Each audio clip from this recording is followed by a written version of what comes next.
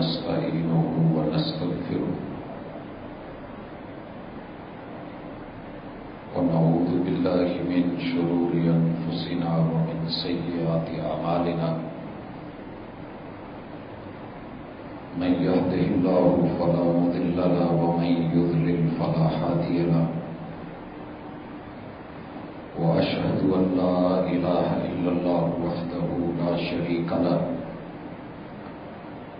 وأشهد أن محمدا عبده ورسوله صلى الله عليه وسلم أما بعد فإن خير الحديث كتاب الله وخير الهدي هدي محمد صلى الله عليه وسلم وشر الأمور محدثاتها وكل محدثة بدعة وكل بدعة ضلالة وكل ضلالة في النار. أعوذ بالله السميع العليم من الشيطان الرجيم. رب اشرح لي صدري ويسر لي أمري واحلل عقدة من لساني يفقهوا قولي. حاضرین مجلس، احباب گرامی،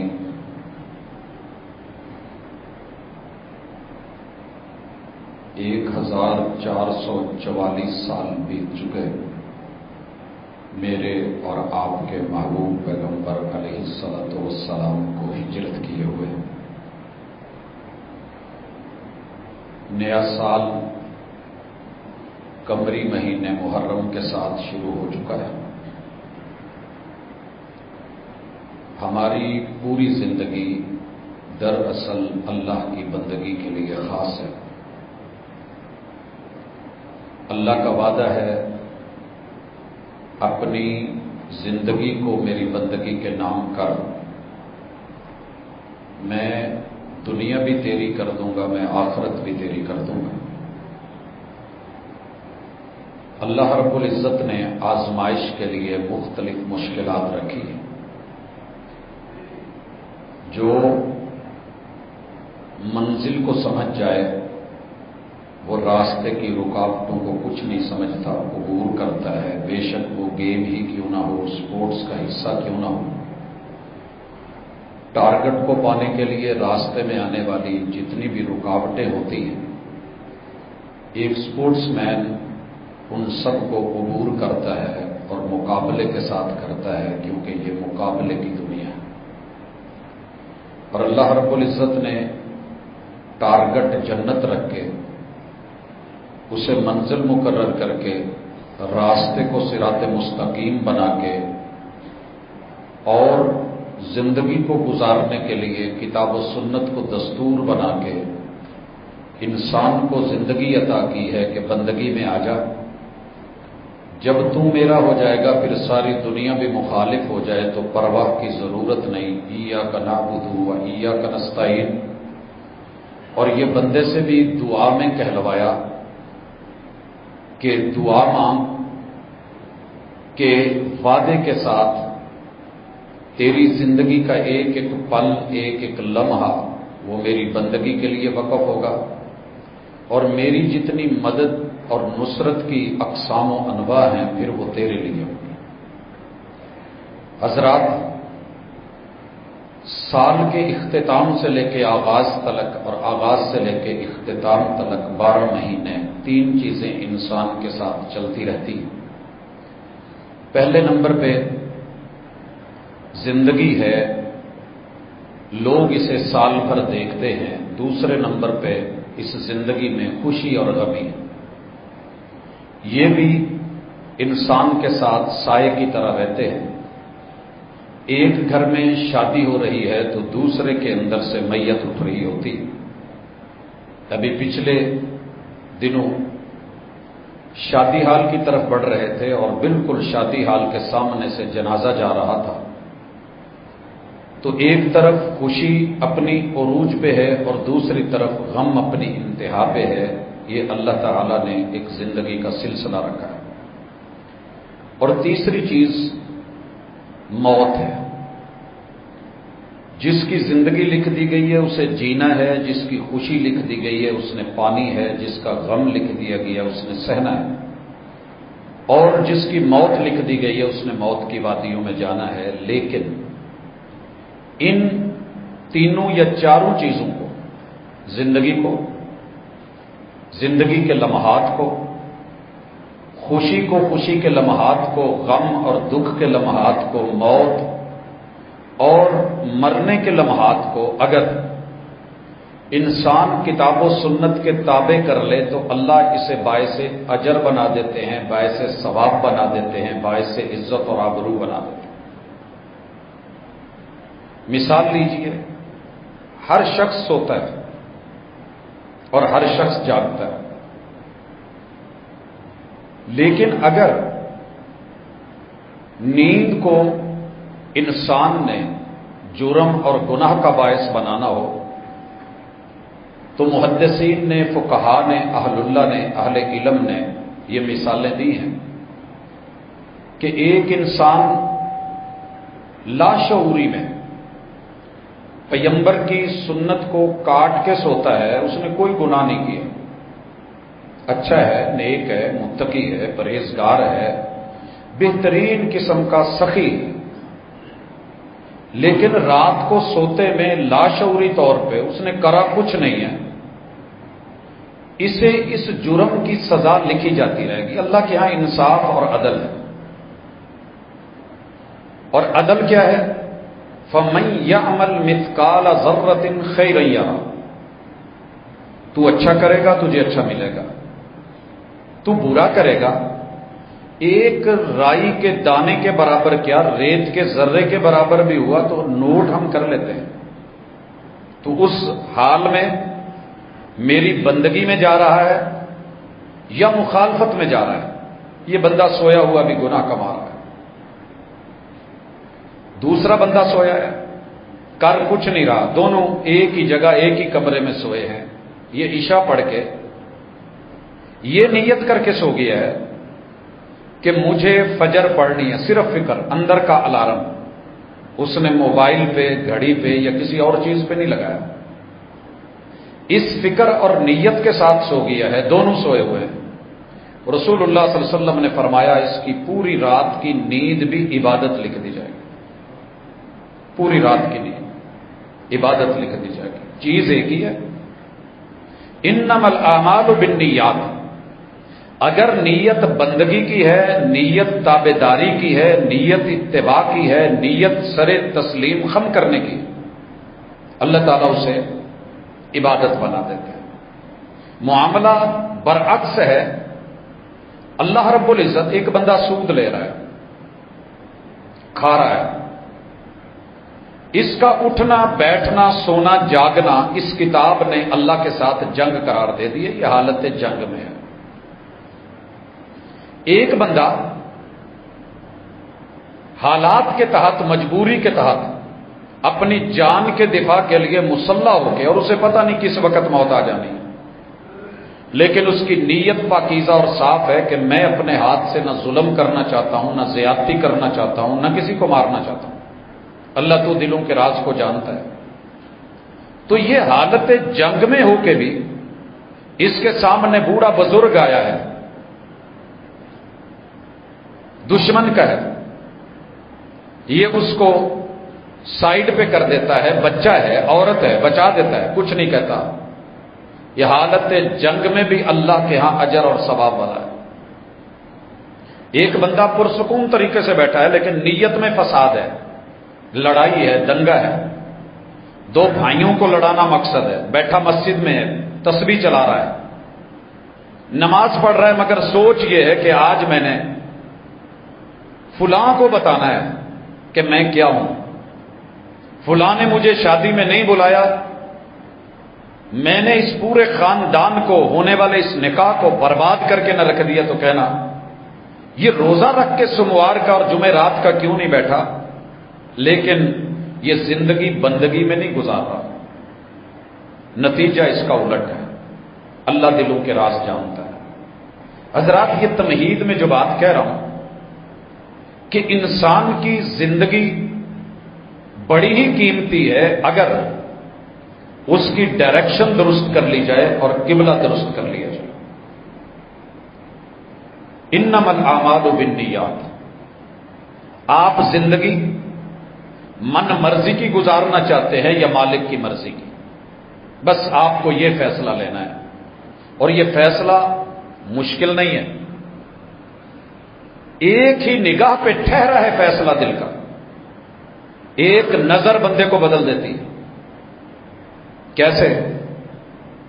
میں جا رہا ہوں، مجبوری ہے، مجھے آنکھیں کھلی رکھنی ہے، میں ڈرائیونگ سیٹ پہ ہوں، یہ مثال چلیں اس کو بھی چھوڑ دیں، میں بیت اللہ میں ہوں، حج کرنے گیا ہوں، میں نے احرام باندھا ہوا ہے، رش کی اتنی انتہا ہے کہ میرے دائیں بھی عورت ہے، بائیں بھی عورت ہے، آگے بھی عورت ہے، پیچھے بھی، میں پھنس گیا ہوں، اور رش کی وجہ سے میرے پاؤں زمین سے اوپر اٹھ گئے۔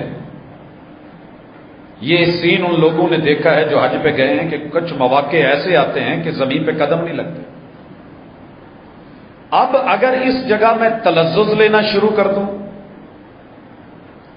نظریں گاڑ دوں، اور یہ بھول جاؤں کہ میں اللہ کے گھر میں گناہ بخشوانے آیا ہوں میں مجبور ہوں، میں بے بس، مگر وہاں ٹیسٹ میں پڑ جاؤں، خواہش نفس کو غالب کر لوں اور بھول جاؤں کہ میں لبیک اللہم لبیک کہتا ہوا آیا ہوں، تو یاد رکھیے یہ حج بھی انسان کی زندگی برباد کرنے کے لیے کافی ہے۔ اسی لیے فویل للمصلین، زندگی میں نماز ہے مگر نماز میں دکھاوا ہے، زندگی میں نماز ہے مگر نماز من مرضی کی ہے۔ یہ نماز بھی قرآن کہتا ہے کہ اس نمازی کو لے ڈوبے گی اور جہنم کی وادی بیل میں پھینکوائے گی۔ قرآن مجید پڑھا رہا ہے، مسجد میں ہے، مدرسے میں ہے، زندگی بڑی خوبصورت ہے،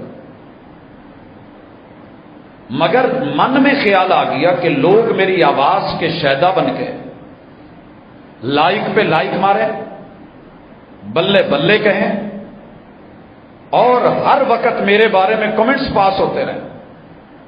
اگر آپ نے کوئی پوسٹ، اگر آپ نے کوئی اپنی آڈیو یا ویڈیو اس نیت سے دنیا میں چھوڑی ہے، لوگ تو کہتے ہیں رہتی قیامت تک کے لیے وہ صدقہ جاریہ ہے، کتاب اللہ اور سنت رسول اللہ کہتی ہے کہ وبال جان ہے اس کے لیے، انما الاعمال بالنیات، کیونکہ اس نے زندگی کا قبلہ، اس کی ڈائریکشن بندگی نہیں رکھی۔ یہی وجہ ہے کہ وہ بیت اللہ کی حفاظتیں کرنے والے، بیت اللہ پہ آنے والے مہمانوں کو کھانے کھلانے والے، شریف گوشت کے اندر شوربے میں روٹیاں بھگو کے دینے والے، وہ بھی بیچارے دنیا میں نام کما گئے لیکن آگے کچھ نہیں ملا۔ اس لیے اپنی زندگی میں ڈائریکشن بندگی رکھیے، انما الاعمال بالنیات، نیت کا قبلہ سیدھا کیجیے۔ خوشی آ گئی، خوشی وہ جگہ ہے جس میں سب سے عروج پہ اللہ نے، یاد رہے کہ بیٹا ملتا ہے ہمیں خوشی ہوتی ہے، بیٹی اللہ دیتا ہے خوشی ہوتی ہے، اولاد ملتی ہے خوشی ہوتی ہے، عزیزوں اقارب ملتے ہیں خوشی، مگر اس کا ذریعہ کیا ہے؟ نکاح۔ اور نکاح کے خطبے میں محمد رسول صلی اللہ علیہ وسلم نے کیا کہا ہے؟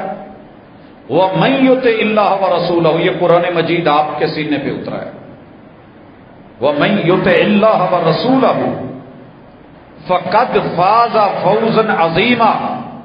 لوگوں، جس انسان نے اپنی خوشی میں اللہ اور اس کو رسول کو راضی رکھا، یہی اصل کامیابی۔ میں رات بھی ایک جگہ مثال دے رہا تھا، کیا ہے وہ مثال؟ بیٹی کو پورے خاندان نے بولا کہ آپ پردہ اتار دیں، منگنی ہے، اس کے بعد مہندی ہے، پھر شادی ہے۔ جب شادی ہونے ہی جا رہی ہے اور اپنوں میں جا رہی ہیں تو پردہ کیسا؟ ساری زندگی کر کے دیکھا ہے، کم از کم خوشی میں تو انجوائے کرو۔ جواب سنیے، کہنے لگی کہ نہیں، پردہ میرا شرعی رائٹ ہے، زندگی امانت ہے، جس نے زندگی دی ہے، جسم دیا ہے، خوبصورتی، حسن اور جمال دیا ہے، اسی نے مجھے اسے ڈھانپنے کا بولا ہے۔ کیا ہم خوشی میں آ کے اپنے کپڑے اتار کے اپنا سطر بھی ننگا کر لیں؟ جب رب نے میرے لیے سطر رکھا ہے تو میں نہیں اتارنے والی۔ فیملی کے جو تھوڑے کھلے ذہن والے اور ہمیشہ اعتراض کرنے والے لوگ ہوتے ہیں، جو پیدا ہی اس لیے ہوتے ہیں، کہنے لگے کہ پھر بیوٹی پارلر کی بکنگ کیوں کروائی ہے؟ کہا وہ میرا شرعی حق ہے۔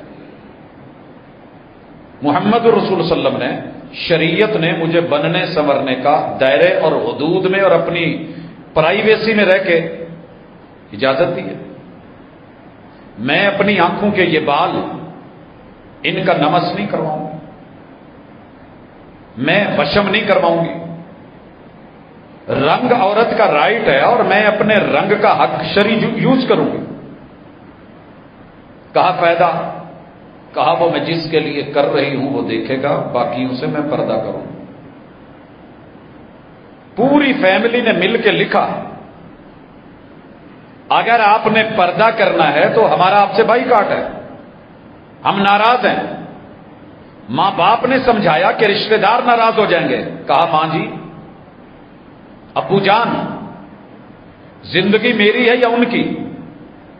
دی رب نے ہے یا انہوں نے؟ میں یہ تو فکر کروں کہ یہ ناراض ہو جائیں گے، مجھے یہ بھی جواب دلوا دیں کہ جس نے زندگی دی ہے اگر میری خوشی کے اس پہلے سٹیپ پہ وہی ناراض ہو گیا تو پھر اسے کیسے مناؤں گی؟ حضرات، یہ جرت، یہ استقامت، ان الذین قالوا ربنا اللہ ثم استقاموا تتنزل علیہم الملائکہ اللہ تخافوا ولا تحزنوا وابشروا بالجنۃ التی کنتم توعدون۔ یہ ایسے نہیں ہے۔ اللہ دل کے اوپر سکون طاری کر دیتا ہے، مدد کے لیے فرشتے اتار دیتا ہے۔ استقامت میں پاؤں ساری دنیا بھی دھکے دے رہی ہو تو ڈگمگانے نہیں دیتا۔ خوشی معیاری رکھیں۔ زندگی کا معیار بندگی ہے۔ زندگی میں خوشی ہے تو خوشی کا معیار بھی بندگی ہے۔ آپ نے دیکھا ہے بینڈ باجے والے اپنی یونیفارم چینج نہیں کر سکتے خوشی میں، اگر وہ خوشی میں آ کے کہیں تو ٹیم کا جو مالک ہے، جو سربراہ ہے، وہ انہیں کہے گا کس نے کہا تھا؟ ہمارا فوجی بینڈ ہے، پولیس بینڈ ہے، فلاں بینڈ ہے، ہماری خاص یونیفارم ہے، خوشی میں آ کے آپ یہ کرنے جا رہے ہیں۔ اللہ نے اگر خوشی دی ہے، ظفر اسے مت جانیے گا صاحب فہم و ذکا، جسے عیش میں یاد خدا نہ رہے، جسے تیش میں خوف خدا نہ رہے۔ عیش میں یاد خدا، یہی بندگی ہے۔ کتنی مزے کی زندگی ہے۔ گھر بھائی لڑ پڑے، کینے پہ ہیں، بغض پہ ہیں، ناراض ہیں کہ باپ اس سے پیار زیادہ کیوں کرتا ہے، کنویں میں پھینک دیا ہے، بھائیوں نے تو مار دیا ہے۔ اور جہاں بھائیوں کا مدعا مارنا ہو وہاں جانا عقل مندی نہیں ہے۔ قافلے نے نکالا ہے، زندگی بچ گئی ہے۔ ویران کنویں اکثر نیچے گیسیں ہوتی ہیں، گیسز میں بندہ مر جاتا ہے۔ رب نے بچا لیا، نکالا ہے۔ دیہات کا رہنے والا شہر میں چلا گیا ہے، اور گیا بھی کہاں ہے؟ عزیز مصر، حاکم وقت، اس کے شاہی محل میں زندگی گزرتی رہی، اور آخر ایک دن زندگی اتنی مہربان ہو گئی، آپ کے اور میرے لفظوں میں آج کی اس قدر مہربان ہو گئی کہ جس کے بھائی دشمن تھے، جو زر خرید تھا، زندگی پوری زمانے کا حسن لے کے بن سنور کے سامنے آ کے کہہ رہی ہے تلک، ہے تلک، کوئی اور مدعا نہیں، صرف ایک تمنا ہے کہ جب سے آئے ہو تم نے کبھی نگاہیں بھر کے اٹھا کے دیکھا بھی نہیں، اور دنیا ہمیں دیکھنے کو ترستی۔ صرف ایک بات سن لو، ایک دفعہ مجھے دیکھ کے میرے حسن کی تعریف کر دو۔ حضرات، بظاہر دنیا بڑی مہربان ہے، محبت مہربان ہے، حسن پگھل رہا ہے، ترلے ڈال رہا ہے، منتیں کر رہا ہے، اور تربیت میں اس وقت وہ جو بچپن باپ کے ساتھ گزرا وہاں یہ معاملے تھوڑے ڈسکس ہوئے تھے کہ بیٹا اگر ایسے ہو گیا تو یہ کرنا. ہم سکھاتے ہیں نا بچوں کو, کتنا سکھاتے ہیں, مہمان آئے تو بیٹا ایسے نہیں کرنا, اور پھر جب مہمان آتا ہے بچے سب سے پہلے وہی کرتے ہیں. نوٹ کیا ہوگا آپ نے, ایک ہاتھ بڑھا رہا ہے, آنکھوں سے دیکھ رہا ہے, اور دوسرا کیا کہتا ہے, اوے امی نے کیا سی نہیں لینا. اب بات تو کھل گئی. قربان نہ جاؤں, زندگی ملی ہے, دنیا کا آدھا حسن پاس ہے, اور ہمارے ماشاءاللہ کوئی تھوڑی سی اللہ بوتھی سیدھی بنا دے, کوئی رنگ کوئی چٹا دے دے, ہائٹ وائٹ میسر ہو جائے, بس پھر ہم جیسا شہزادہ پوری دنیا میں کوئی نہیں ہوتا. پھر جو مرضی ہو, طوفان بدتمیزی. میں نے قبروں میں دیکھا ہے, مر گئے حسن کو مار دینے والے, اور حسن کی مار دینے والے مٹی ہو گئے, شکلیں نہیں پہچانی جاتی. تو دوست, خوشی میں قبلہ متعین کیجئے, ڈائریکشن رکھیے. شادی میری ہو یا بہن کی ہو, یہ میں نے شادی سب سے اعلیٰ مثال دی ہے, خوشیوں کے اور بھی بڑے طریقے ہیں. دکان کا افتتاح ہے, اللہ تعالیٰ نے فیکٹری کا افتتاح ہے, پلازا اوپن ہو رہا ہے, مارکیٹ کی اوپننگ ہو رہی ہے. دو راستے ہیں, اجر والا لے لے, ثواب والا لے لے, یا رب کی ناراضگی اور عتاب والا لے لے. تعین آپ نے کرنا ہے. آپ کا مائنڈ سیٹ اپ کیا ہے یہ آپ نے دیکھنا ہے. بنے کیا ہو کیا, کس لیے ہو. جس نے دولت دینی ہے, رزق دینا ہے, مال دینا ہے, اس کو ناراض کر کے اوپننگ کر رہے ہو. دنیا بڑی خوش ہوگی, رش بھی لگے گا, اور میں گارنٹی سے کہتا ہوں رش لگے گا. تھوڑا سا ساؤنڈ سسٹم لے آئے, میوزک لے آئے, 4 گانے لگا لے, اور ساؤنڈ سسٹم پہ کسی ایک نوجوان کو رقص و سرود کے لیے, یا ایک کسی بچی کو کھڑا کر دے. کچھ کہنے کی ضرورت نہیں, کسی اشتہار کی ضرورت نہیں, سارا علاقہ امڑ آئے, سارا علاقہ. وہاں پر اللہ کی کتاب کی تلاوت رکھ دیں, کتاب اللہ سے آغاز کریں, رب کا نام لے کے شروع کریں, کسی خیر اور بھلائی کا پہلو رکھ لیں. لوگ زیادہ نہیں آئیں گے, جو آئے ہوئے ہیں وہ بھی سائڈ پہ ہو جائیں گے, اور ایک ہی جملہ بولیں گے. انہوں نے اتنے بھی مولوی پونا رکھے ہے. بڑا آسان جملہ ہے, سہنا بڑا مشکل ہے, بڑا مشکل ہے یہ, لیکن آپ کو کرنا ہوگا اگر آپ نے اپنی موت کو اچھا دیکھنا ہے, آپ نے اپنے رب کو راضی کرنا ہے. تو رضیت باللہ ربا وبالاسلام دینا وبمحمد الرسولا. اس کا تقاضا ہی یہ ہے کہ میری خوشی معیاری ہو اور بندگی سامنے ہو. میرے محبوب کی محبوب بیٹی سیدہ زینب, اسی طرح سیدہ ام کلثوم اور سیدہ رقیہ. سیدہ رقیہ اپنے دور میں عرب کی سب سے خوبصورت بچی تھی, اور حضرت عثمان رضی اللہ تعالیٰ عنہ سے اس دور میں بڑھ کے کوئی خوبصورت انسان شہزادہ نہیں تھا. رسول صلی اللہ علیہ وسلم کے رشتہ دار ہے. جب ان دونوں کا نکاح ہوتا ہے, پورا عرب مثال دیتا ہے.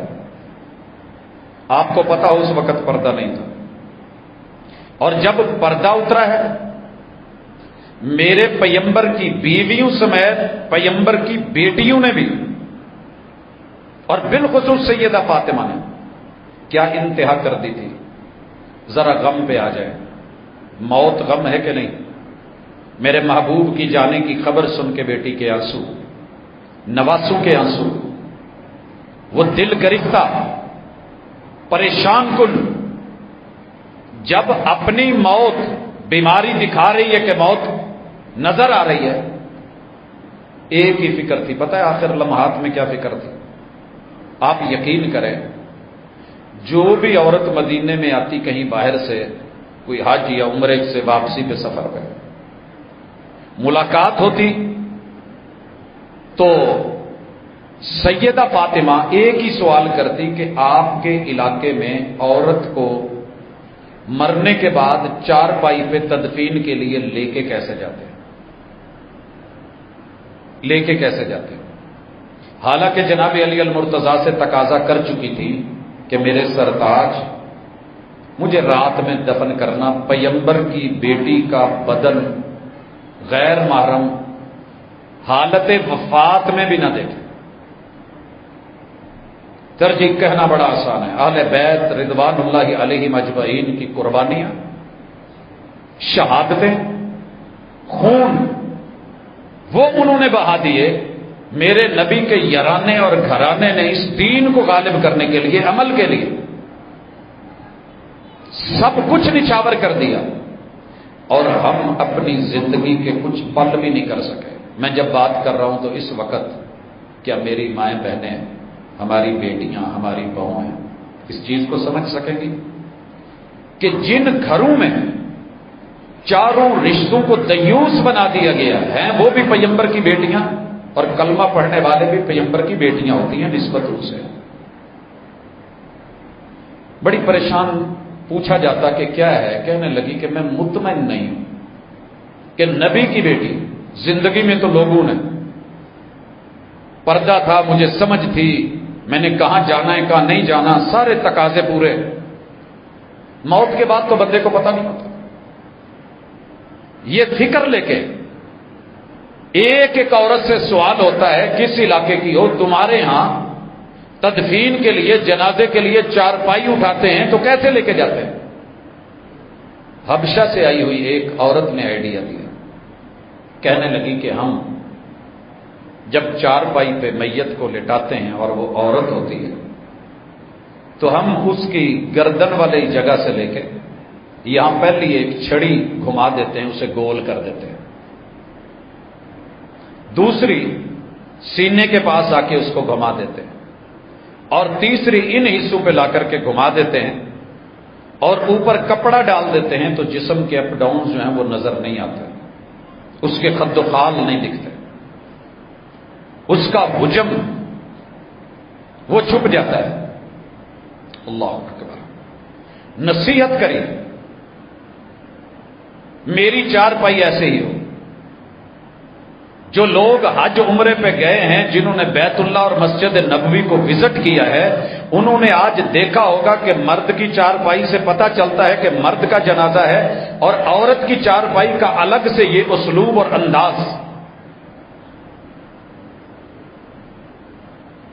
ابھی ہم نے جامع سلفیہ میں بھائی ابو بکر فاروقی حافظہ اللہ تعالی ورعاہ، ان کی والدہ ماجدہ کا جب جنازہ پڑھا تو جو چارپائی لائی گئی اس کے اوپر اس طرح کا کور بنا ہوا تھا۔ ہماری بھی مساجد میں ممکن ہے، بعید نہیں، لیکن کیا کروں، زندگی میں تو سر پہ شفون کا دوپٹہ بھی نہیں ٹکتا، مر جاتے ہیں تو باپ سر پہ 5 لٹھے کی موٹی چادریں دے کے کہتا ہے پیچھے رہنا، بچی ہے، عورت ہے۔ احساس کے انداز بدل جاتے ہیں، وگرنہ آنچل بھی اسی تار سے بنتا ہے، کفن بھی۔ حضرات، موت کو معیاری، موت کے لمحات کو معیاری، اور انہیں معیاری بنانے کے لیے تیاری ماں جی فاطمہ بنت محمد صلی اللہ علیہ وآلہ وسلم نے یہ سکھایا۔ یہ ہوتی ہے زندگی، یہ ہوتا ہے شعور، یہ ہوتی ہے تعلیم، اور یہ ہوتی ہے تربیت۔ باپ سر پہ تو نہیں تھا، باپ تو فوت ہو چکے، باپ فوت ہو چکے تھے۔ ضروری نہیں کہ ہر وقت سر پہ شکنجا ہو تو پھر انسان بندہ بنے، قانون ہو تو بندہ بیلٹ لگا لے، قانون نہیں تو جی روح بن کے من موجے کرے، نہیں۔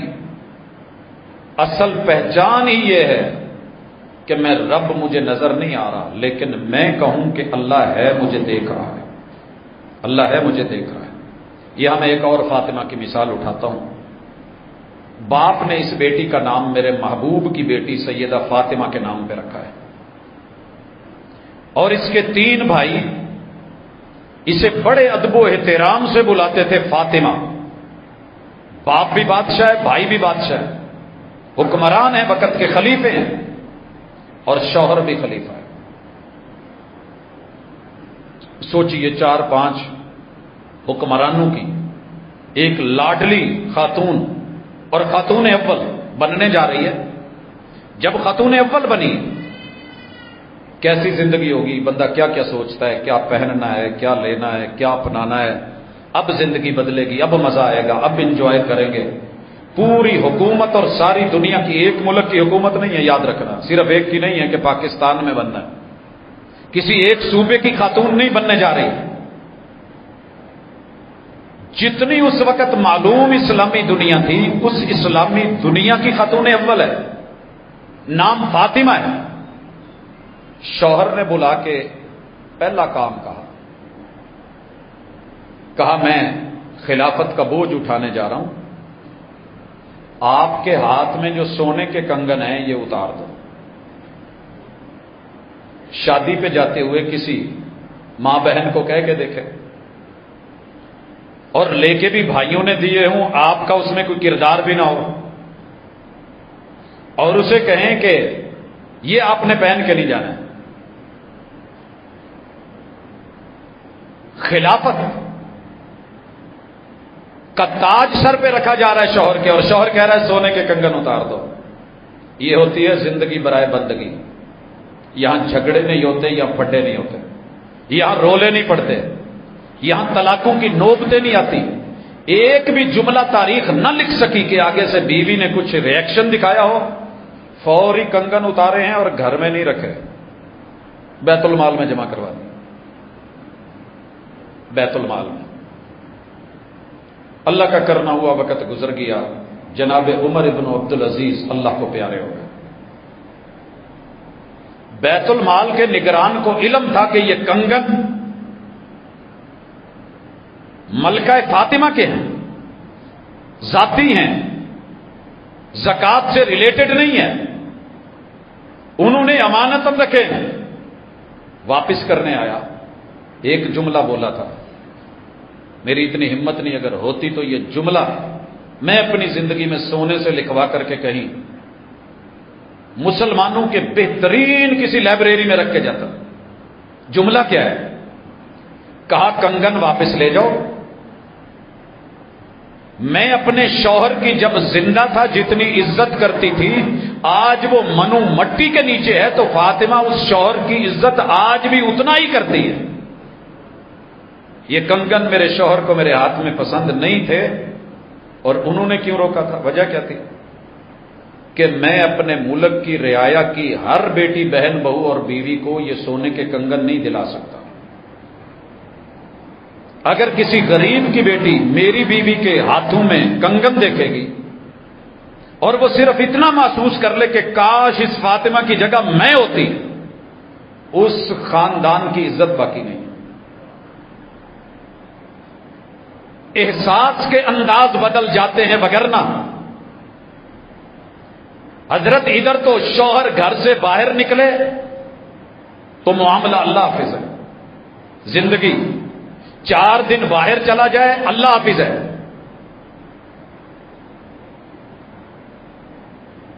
اسب گولتے کچھ نہ پھول. پرابلم یہ ہے کہ قرآن کے نیچے سے اس بیٹی کو گزار کے شادی کروا دی گئی تھی، اسے یہ پڑھایا نہیں گیا تھا. تاریخ میں اسے جنگیں اور لڑائیاں تو دکھائی گئی، مگر شدید ترین اور آسان ترین خوشی اور غمی کے معیار جو انہوں نے، ہمارے اسلاف نے مقرر کیے تھے، ان سے کوئی سبق نہیں دیا گیا. بولے میرے سارے چینل اس واقعے کو لے کے بیٹھے، تربیت کرے بیٹیوں کی، بیویوں کی. میں دیکھتا ہوں کہ کیسے وہ کوہرام مچتا ہے، جو طوفان بدتمیزی ہم جو ہے اسے ربیع الاول میں بھی دیکھتے ہیں جب میرے محبوب کی پیدائش کا تذکرہ ہوتا ہے، اسے ہم غم میں بھی دیکھتے ہیں، محرم میں. کوئی جگہ چھوڑی ہے، نیو ایئر نائٹ، ویلنٹائن، یہ ساری چیزیں زندگی میں ہیں. اللہ نے نکاح نہیں رکھا، جوڑے نہیں بنائے، سب کچھ ہے، لیکن صبر ہے. کسی کو بن مانگے بھی رب دے دیتا ہے، کسی کو مانگنے پہ، ڈھونڈنے پہ، جوتے گھسانے پہ دیتا ہے. اللہ نے لکھا ہے کہ اتنی منزلیں طے کرے گا آگے تیرے لیے، کوشش کر. اگر کوشش نہ کرنی ہوتی تو آپ اور مجھ تک نمک نہ پہنچتا. جو سامنے والا تھا نکل گیا. کتنے میلوں اندر گھستے ہیں، مائنوں میں جاتے ہیں. کیا حالت ہوتی ہے ان بیچاروں کی؟ پڑھا نہیں آپ نے؟ ایک مائن میں کام کرنے والے کی بیٹی ٹاپ کر گئی ہے، ساری دنیا تک خبر پہنچ گئی ہے بیٹی کی کہ ایک پاکستانی مزدور کی، وہ اندر کانوں میں کام کرنے والے شخص کی بیٹی کامیابیوں کو سمیٹ کے اپنے نام کر گئی ہے، بابا کا نام اونچا کیا، اور باپ کو کان کے اندر کام کرتے ہوئے اس بات کی ابھی خبر نہیں کہ میری بیٹی دنیا میں کس مقام پہ پہنچ چکی۔ اس لیے زندگی کی ایک ایک سانس کا تعین کرنا سیکھیں، خوشی کو معیاری بنانا سیکھیں، غم کو معیاری بنائیں، اللہ موت کو قیمتی کر دے گا اور ماں باپ زندگی اتنی اچھی کر دے گا جس کے وعدے اللہ نے کیے۔ آئیے موت کے حوالے سے سب سے مشکل کام ہے خود کو تکلیف پہنچے۔ مجھے کانٹا لگے میں فوری بیٹھ جاتا ہوں، جوتے کے اندر کیل کہیں اللہ نہ کرے، میری کیا حالت ہوتی ہے۔ بائک پہ چلتے ہوئے اگر زور سے بھیڑ ٹکرا جائے نا، چھوٹا سا ایک ڈنگ، کچھ نہیں کہتا ہوں، تو میرے طور گھوم جاتے ہیں، چکر آنے لگتے ہیں، ہلکی سی چیز پریشان ہو جاتا ہوں میں۔ جان اتنی پیاری ہے کیونکہ اللہ نے درد رکھ کے، درد کا احساس رکھ کے باڈی کو نقصان سے بچانے کی فکر پیدا کی ہے۔ اگر یہ درد نہ ہوتا کون ڈرتا؟ 2 بچوں کو دیکھ کے آیا ہوں، میرا رب معاف کرے، مجھے اس وقت سے کوئی کھانا اچھا نہیں لگ رہا۔ انہوں نے اپنے ہاتھوں سے اپنی انگلیوں سے آنکھیں ڈیلے نکالے ہوئے، اپنے منہ سے کاٹ کاٹ کے یہ پورے کھائے ہوئے ہیں۔ جسم سے لہو نکلتا ہے تو اپنا لہو چوستے اور پیتے ہیں۔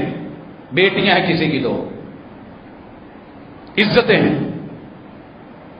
شکر کریں کہ اللہ نے آپ کے اندر درد کا احساس رکھا ہے۔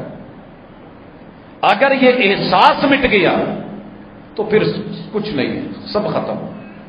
احساس مٹنے نہ پائے، احساس مرنے نہ پائے، یہ ہمارا ٹاپک پہلے چل چکا ہے۔ محمد رسول صلی اللہ علیہ وسلم نے آ کے قوم میں درد پیدا کر دیا۔ کیا درد پیدا کیا؟ ایھا الناس قولوا لا الہ الا اللہ تفلحوا وتملکوا العرب والعجم۔ درد یہ ہے کہ گھر اللہ کا ہے، قبضہ 360 کا ہے، مالک اور خالق وہ ہے، تم اس کو بھلا کے ان کے سامنے جھک رہے ہو تو تمہارے رب کو بھی تکلیف ہوتی ہے۔ یؤذینی ابن آدم، آدم کے بچے کو بنایا میں نے ہے، دکھ بھی مجھے ہی دیتا ہے۔ یاد رکھو، جس گھر میں توحید نہیں، جس فرد میں توحید نہیں، یہ رب کو دکھ دے رہا ہے۔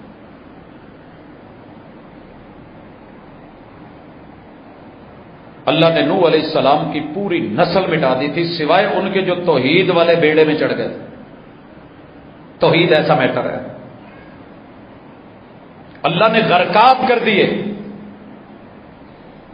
آج و سمود کو صفحہ ہستی سے مٹا ڈالا۔ کبھی پتا کرنا 2 ہی وجہ تھی۔ پیغمبر جو توحید لے کر کے آئے تھے کہتے تھے تم کون ہوتے ہو، ہمارے آبا و اجداد تو ان کو لے کے چلتے نظر آئے۔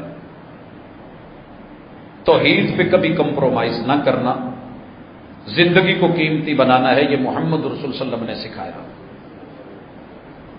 یہ آوازہ جب پیغمبر نے مکے میں لگایا، چند لوگ ملے، اپنے بگانے ہوئے۔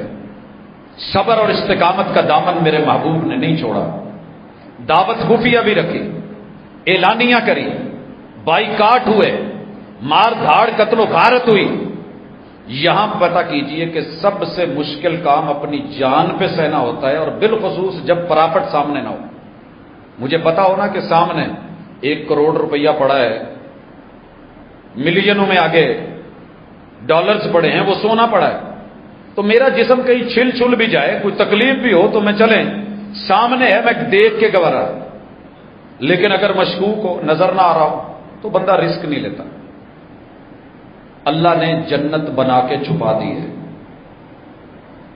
اور اس کے راستے میں مشکلیں رکھ دی، جہنم کی راہیں آسان کر دی اور بتا دیا ہے، یہ نہیں کہ بتایا نہیں، آزمائش ڈال دی ہے، امتحان رکھ دیا ہے. اگر کل کو کوئی اٹھ کے کہے کیوں جی بنائی کس لیے تھی، دینی نہیں تھی.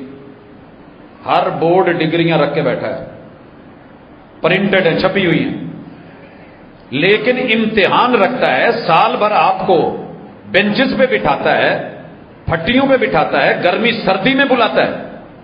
ہم نے پڑھایا ہوتا ہے، ہمیں پتا ہے ہمارا بچہ جو ہے بہترین سٹوڈنٹ ہے، بورڈ نہیں مانتا، یونیورسٹی نہیں مانتی. ہم لکھ کے بھی دے دیں کہ اس بچے کا مقابلہ ورلڈ میں کہیں کروا لو، وہ کہتے ہیں نہیں، امتحان سے گزرنا پڑے گا. جب امتحان میں جاتے ہیں وہ بیچارہ رات کو کوئی ٹینشن بنتی ہے، گھر میں والدہ یا باپ کے ساتھ کوئی مسئلہ ہوتا ہے، اللہ نہ کرے جو نہیں پڑھنے والا تھا وہ آگے نکل گیا ہے، اور جو پڑھنے والا تھا اس واقعے کی وجہ سے، وقوع کی وجہ سے سائیکی بن گیا ہے. لیکن کوئی میری تب گواہی نہیں مانتا، سارے کہتے ہیں پاجی تسی تو کچھ اور کہتے ہیں. اب اس وقت کے حالات کو کون دیکھے گا؟ یہی وجہ ہے کہ میرا ادارہ، اللہ جزا دے اس ادارے کو، جنہوں نے بچوں کی سند، ڈگری امتحان کے ساتھ مشروط نہیں رکھی، استاد اور شاگرد کے پڑھانے اور پڑھنے کے ایک ایک دن کے ایک ایک لمحے کے ساتھ رکھی ہوئی ہے. جو پڑھ گیا انشاءاللہ پاس ہے. رسول اللہ صلی اللہ علیہ وسلم نے جن 18 صحابہ کو آئے تھے، کیا کہا تھا؟ چند دن رکھ کے واپس جانے لگے تو ڈگری روک لی تھی کہ ابھی سال پورا نہیں ہوا، ایسے نہیں ہے. تو آئیے، امتحان شرط ہے، رب نے رکھ دی ہے. میرے پیغمبر کو امتحان سے گزرنا پڑا. اپنی ذاتی مشکلیں تو ایک طرف ہے، باپ نہیں ہے، آنے سے پہلے جا چکا، ماں جی لے لی، رب نے دادا جی لے لیا، اللہ نے سگا چچا جو سایہ بن کے ساتھ رہتا تھا وہ بھی لے لیا، مشکل وقت میں سہارا بننے والی بیوی بھی لے لی. لمبی ایک کہانی ہے. لیکن جو آپ کی بات سن کے آپ کو مانے تھے، جنہوں نے مرشد مانا تھا، ملاقات نہ کرواؤں سیدنا خباب سے رضی اللہ تعالی عنہ. لوگ لسٹ میں ان کا نام لینا بھی گوارا نہیں کرتے. لوہار ہیں اور غلام ہیں. اس غلام کی حالت کیا ہے؟ بٹھی چلائی ہوئی ہے، دھونک رہا ہے. پہلی بٹھی شاید آپ نے دیکھی، اس پہ ویل لگا ہوتا تھا، چکا گھماتے تھے تو آگ جلتی تھی، لوہے کو پگھلایا جاتا تھا. اس میں اس نے ایک لمبی سلاخ رکھی ہوئی ہے، اوزار بنانے والی، تلواریں بنانے والی، تیر نیزے بنائے جاتے ہیں، تو وہ گرم کی ہوئی ہے. مالک کو خبر ملی کہ اس نے محمد رسول اللہ صلی اللہ علیہ وسلم کا کلمہ پڑھ کے ان سے وفا کا وعدہ کر لیا ہے. ذات دی کوڑ کرلی تے جفے شتیرہ نو یہ لوگ کہتے ہیں. یہ لوگوں کی مثالیں ہماری گھٹیا گھٹیا، لیکن وہ اعلیٰ ہستیاں، مثالیں بھی اعلیٰ. یار تو جو مرضی بول، ذات کا لوہار ہے یا غلام ہے، تو اس کا حسن انتخاب دیکھ کے ساری دنیا کو چھوڑ کے اس نے مرشد کس کو پکڑا؟ صلی اللہ علیہ وسلم. مالک کو خبر ملی ہے، آپ کہیں نوکر ہوں، کام کرتے ہوں. میں جب اس واقعے کو پڑھتا ہوں، آپ یقین کریں معیار زندگی اور معیار وفا کیا ہے. لٹھ پکڑی ہے مالک نے آ کے موٹے کپڑے سے، اور سیدھا رکھ کے سر کے درمیان میں ماری ہے جو سرخ ہو چکی ہے. سریا، بال بھی جھلسے، اوپر والا حصہ بھی جھلسا، اندر تلک جا کے بھیجا بھی جھلس گیا. ہماری میڈیکل کہتی ہے، سائنس کے موت پکی ہے. رب نے کہا کہ موت تو میں نے اس آگ میں نہیں رکھی جو ابراہیم کو جلانے کے لیے پوری نمرودی سرکار نے جلائی تھی. موت تو میں نے چھری میں نہیں رکھی جو پیغمبر نے ہاتھ میں پکڑی تھی. موت تو میں نے اس پانی میں بھی نہیں رکھی جس میں میں نے فرعون کو مارا تھا. میں نے بچہ بچا کے دکھایا ہے. تم کیا سمجھتے ہو کہ ایسے وفا کے معیار ختم ہو جائے؟ ساری زندگی حضرت خباب کا سر دو حصے ایسے رہا، درمیان کے اندر جو ہے وہ بالکل وہ نشان ویسے ہی تھا. آپ کو شاید نہیں علم، ادھر ہمارے جنوبی پنجاب میں پہلے جب بچہ پیدا ہوتا تھا یا جانور ہوں ایک بیماری سے بچانے کے لیے گرم آلہ کر کے اس کے سر کے درمیان تالو کی جو نرم جگہ ہوتی ہے اس کو ڈم دے دیتے تھے، اور انتہائی خوفناک. آج بھی افریقہ والے کچھ ایسا کرتے ہیں، نشانات لگاتے ہیں، مگر یہ ایمان کی نشانی. اتنی بڑی قربانی. سیدہ زنیرہ، کیا تھا قصور اس بیچارے کا؟ جس آنکھ کو دیکھ کے تیری آنکھ ٹھنڈی ہوتی ہے نا، اور جس وجود کو دیکھ کے جس مرشد کے ساتھ میں تیری آنکھیں نہیں رہنے دوں گی، یوں بھٹی سے نکالی ہیں گرم سلائیاں اور سیدھی آنکھوں میں مار دی. سر جی چیک کریں تھوڑا سا، بال آنکھ میں چلا جائے نا، ایک مچھر چلا جائے تو موٹر سائیکل کی ڈرائیو بھول جاتی ہے. بیوی بچے اس وقت پیچھے بیٹھے ہوئے دل کرتا ہے پھینک دے بندہ. نفسی نفسی. ایک مچھر، ایک مکھی، ایک بال، ایک چھوٹا سا ذرہ وہ سکون نہیں لینے دیتا. پتہ کیجئے کہ قربانی میں آنکھیں دی ہیں، اور صرف آنکھیں کوئی سن کر کے نہیں نکالی گئی، کوئی آپریٹ میں نہیں، پہلے کوئی قطرے نہیں ڈالے گئے، ڈراپس نہیں اندر گرائے گئے، یوں سیدھی نوکدار چیزیں گرم ماری گئیں. یہ دے کے بدلے میں کلمہ اور وفا لیا تھا.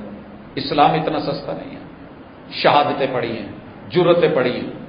وہ آل یاسر کی امی جان، وہ سیدہ سمیہ، تو سند کو بول، متن کو کہے، یہ کہے وہ کہے. سر جی آپ نے دشمنیاں دیکھی نہیں ہیں. لوگوں نے کبھی بھی حق کو حق سمجھ کے ساتھ دے کے ہماری طرح پھول نہیں پھینکے. ہم تو اس دور میں پیدا ہوئے ہیں جہاں ہر مسلک والے اپنے مولوی کے اوپر، عالم کے اوپر، ذاکر کے اوپر، اپنے خطیب کے اوپر، ادیب کے اوپر پھول پھینک رہے ہوتے ہیں. وہ دور تھا جب مرشد کے اوپر بچے پھینکنے پڑتے تھے. مرشد دو عالم، ہادی دو عالم، رہبر دو عالم. احد سجائے، ماں چھوٹا سا بچہ یوں ایک ہاتھ میں آتا ہے، پکڑ کے آئی محبوب اسے بھی مجاہدین میں شامل کر. سر سوچ دیکھیں ان لوگوں کی، جگرا دیکھیں. میں بڑے بڑے جانور ذبح کرتا ہوں ایک ہی کیٹیگری کے، تو اندر جگر مختلف نوعیت کے ہوتے ہیں، سائز الگ ہوتے ہیں. میڈیکل سائنس میں جب ہم جاتے ہیں ہم تو کہتے ہیں نا جی دل بڑھ گیا، جگر بڑھ گیا، سائز بڑھ گیا. سر جی جرت، ہمت، استقامت، دودھ پینے والا بچہ لا کر کے آگے رکھ دیا. کہا یہ تو رستے کی رکاوٹ بنے گا، اسے سنبھالیں گے یا دشمن سے لڑیں گے؟ کہا نہیں، میری سنیے میں کیا لے کے آئی ہوں. میں اس لیے لے کے آئی ہوں کہ اگر کوئی تیر میرے محبوب مرشد پیغمبر کی طرف بڑھے اور آپ کے پاس اس وقت کچھ اور نہ ہو تو یہ میرے بچے کو آگے کرتے جانا. تیر اس کے بدن میں لگ کے رکیں گے، میرے محبوب کو نہیں لگیں گے. میرے بیٹے کے پیدا ہونے کی جو ہے وہ چاہت اور میری تمنا اور آرزو اور مقصد حیات پورا ہو جائے گا. آپ نے اور میں نے تو اسلام کو مذاق سمجھ لیا نا. جو بھی اٹھتا ہے بھات بھات کی بولی بولتا ہے، جس کے من میں جو آیا کہہ دیا. ان ہستیوں پہ جہاں تربیت ہی یہ تھی. صرف یہی نہیں ہے، عمر چھوٹی ہے، قد بھی چھوٹے ہیں. فوج میں جانے کی عمر اور قد معیار ہے کہ نہیں؟ جب موڑتے ہیں، حالانکہ جاب ہے، خدمت اپنی جگہ، ملک کی حفاظت اپنی جگہ، جذبہ اور یقین اپنی جگہ، لیکن ایک حساب سے ہے تو وقتی طور پہ یہی ہوتا ہے نا کہ چلے میرا فیوچر اچھا ہو جائے گا، تعلقات اچھے ہو جائیں گے. کیا تعلق بنانا تھا ابن عمر رضی اللہ تعالیٰ عنہ نے اور ابو سعید خدری رضی اللہ تعالیٰ عنہ نے؟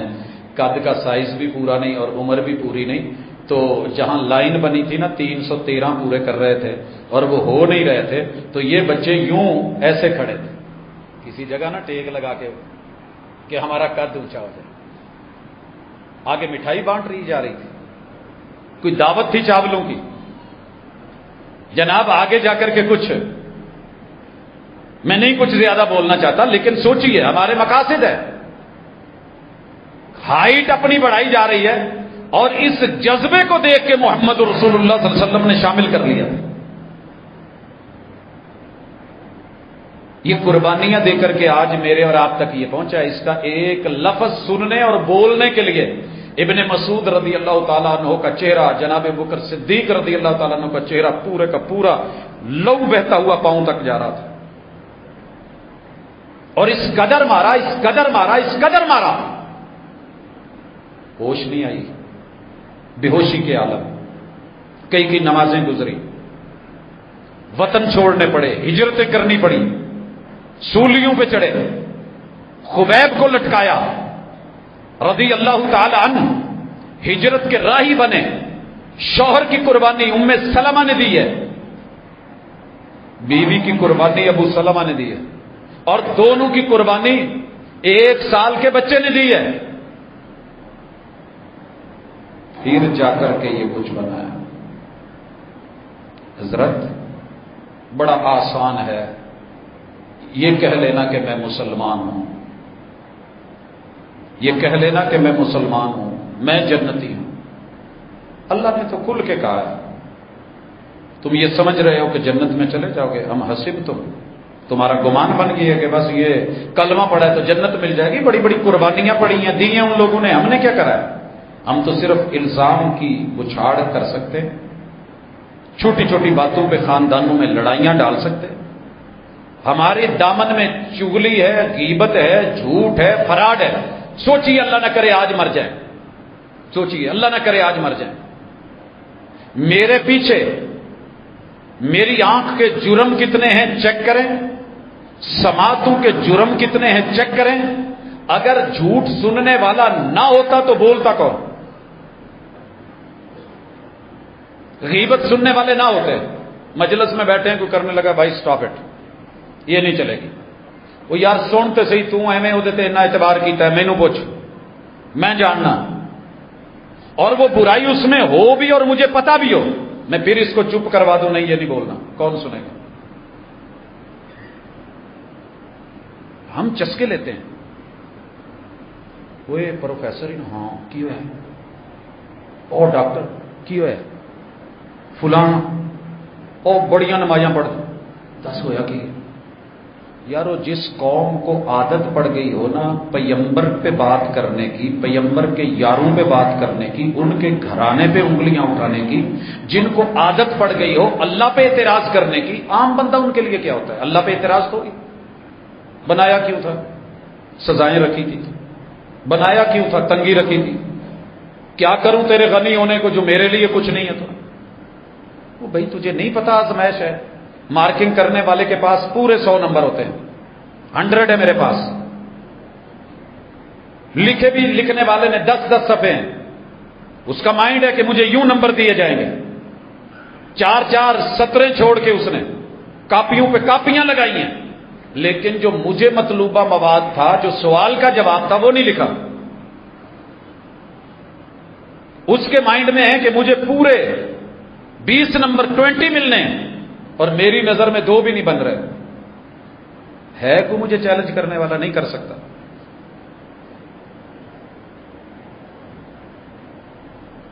اللہ ہے، الا لہ الخلق والامر، جس نے بنایا ہے آرڈر بھی اسی کا ہے، واللہ یحکم لا معقب لحکمہ۔ آپ کون ہوتے ہیں یہ باتیں کریں؟ تو میرے بھائیوں اپنی زندگی میں قربانیوں کو بھی معیاری بنائیں۔ پتہ ہے نا قربانی معیاری؟ ہمارے کتنے جمعے چلے کہ جانور کے خریدنے کا معیار ہے کان کٹا ہوا نہ ہو، سینگ ٹوٹا ہوا نہ ہو، کانا نہ ہو، بھینگا نہ ہو، لاغر نہ ہو، اس کی تھوڑی سی صحت لاغر ہے، قربانی پہ نہیں لگ رہا، میرا ایمان بالکل ڈاما ڈول ہے، لڑکھڑا رہا ہے، جان ہی نہیں ہے، اور میں امید رکھے بیٹھا ہوں کہ ٹھیک ہے، من قال لا الہ الا اللہ دخل الجنہ، جی اس نے کہا ہے، کوئی اور موقع نہیں ملا، آخری لمحے جاتے جاتے بھی کلمہ میسر ہو گیا، عمل کا ٹائم نہیں ملا، جنت میں جائے گا۔ کلمہ پڑھ کے عمل کا ٹائم ملا ہے تو عمل دیکھا جائے گا، عمل دیکھا جائے گا پریکٹیکل۔ اس لیے معیاری زندگی، معیاری موت، شہادت کی موت سے بڑھ کے معیاری موت کوئی نہیں۔ اسی پہ بات سمیٹتا ہوں کہ اللہ نے 9 لوگوں کو اعزازی شہادت، اور تاریخ اسلام میں 20 سے زیادہ ایسی شہادتیں ہیں جو آسان نہیں ہیں۔ آپ کیا سمجھتے ہیں کہ مارکے کی شہادتیں آسان تھی؟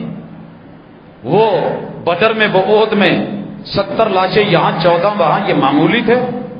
آپ کیا سمجھتے ہیں کہ دنیا کے عظیم ترین انسان جناب عمر رضی اللہ تعالی عنہ، جس کے پاؤں کے جوتے کی خاک کے نیچے وہ پورے کا پورا فارس اور وہ روم کی بڑی بڑی سپر پاوریں منتظر کھڑی تھی کہ آؤ اور آ کر کے چابیاں لے لو، لیکن اتنی عزت دے دو کہ آپ لینے آ جاؤ، ہمیں دینے آنا تو ہے ہی، آپ آ جاؤ۔ اور جب یہ گئے ہیں جو شہادت کی موت مانگتے ہیں، آج ان کے قمیض پہ 17 پیوند تھے، 17 جگہ سے پھٹا ہوا اور سوئی سے سیا ہوا تھا۔ سر جی ہم 2 ٹکے کے خطیب نہیں ہوتے،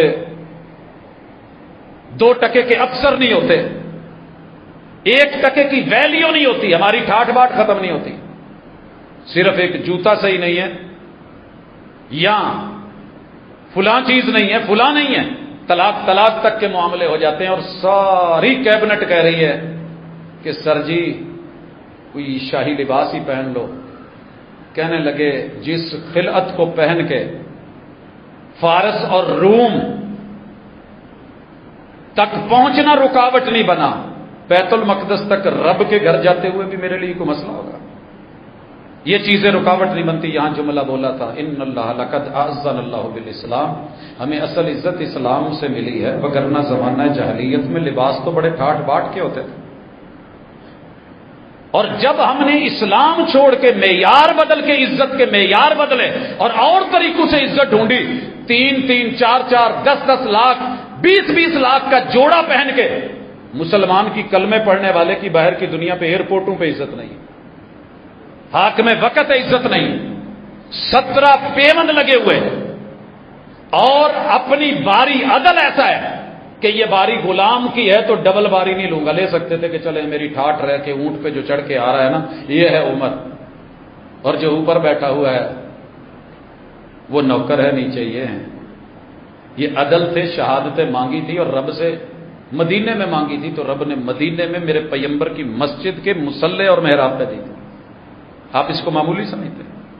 جناب عثمان رضی اللہ تعالیٰ عنہ، وہ 70 کاری، میرے نبی کی آل کا 1-1 تن، سر جی کہنا بڑا آسان ہے، آپس کی مسل کی جنگ کو جتانے کے لیے ایک دوسرے کے ساتھ کھڑے ہو جانا، لیکن وہ معیار دین کسی بھی دور میں آسان نہیں رہا، ہر دور میں ایک دوسرے، آج آپ اپنے آپ کو دیکھ لیں کتنے گتھم گتھا ہے، ہر بندہ خود کو مسلمان سمجھ رہا ہے، دوسرے کو کافر جان رہا ہے، زندگی ہے یہ، خود تو یہ بنے ہوئے ہیں، اور میرے پیغمبر کے یاروں کے اجتہاد کو بھی ہم اتنا رائٹ نہیں دیتے کہ وہ کہیں دشمنوں کی چال کے اندر کھڑے ہو کر کے فیصلہ لے لیں۔ ہم نے نہ جناب حسن کو اتنی اجازت دی ہے، نہ سیدنا حسین کو اتنی اجازت دی ہے۔ انشاءاللہ العزیز زندگی رہی تو تفصیلات آئیں گی۔ اللہ تعالی ہمارے اسلاف کی ان قربانیوں کو، بچوں کو، جوانوں کو، بوڑھوں کو، بزرگوں کو، میرے نبی کے یارانے اور گھرانے کی قربانیاں، یہ معزز لوگ ہوتے ہیں اور یہ قربانیاں چلتی ہوئی وطن عزیز تلک۔ اگر سرحد پہ پہرا دینے والا میرا ایک فوجی معزز ہے، پروٹوکول کا حقدار ہے اور وہ اس ٹائٹل کا حقدار ہے جسے آپ نشان حیدر کہتے ہیں، تو پھر وہ ہستیاں ان کو گرائیں مت، عزت دیں، آبرو دیں، اور ایک مائنڈ بنا لیں کہ اللہ جن سے تو راضی ہے میں ان سب سے راضی ہوں، میں ان سب سے راضی ہوں، میرا کوئی دوسرا نقطہ نہیں۔ اللہ انشاءاللہ دنیا بھی آسان کر دے گا، آخرت بھی، اور زندگی کو معیاری بنائیے۔ اقول قولی ھذا وآخر دعوانا ان الحمد للہ۔